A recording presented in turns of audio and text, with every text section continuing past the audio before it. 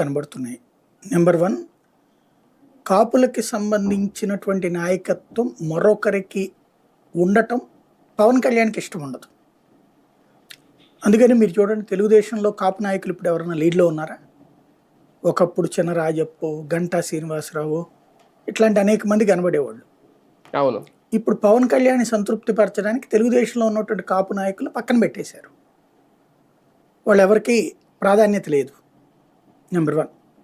Number 2 చూసుకుంటే ఇతర వాళ్ళల్లో కూడా బలమైన నాయకుల్ని అంగీకరించరు పవన్ కళ్యాణ్ అనేటటువంటిది. లైక్ ముద్రగడ పద్మనాభం, జోగయ్య, ఇట్లాంటి వాళ్ళకి సలహాలు ఇస్తే అప్పుడప్పుడు ఏదన్నా హాయ్ అంటే హాయ్ టైప్ తప్పించి వాళ్ళ మాటల్ని ఏమన్నా వింటారా?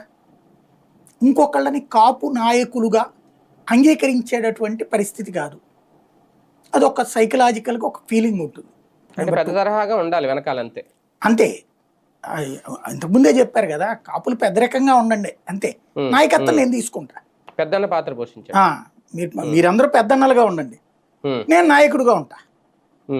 మీరు చూడండి, వంగవీటి రంగా కొడుకు రాధాకి ఎంతకాలం నుంచి అన్యాయం జరుగుతోంది.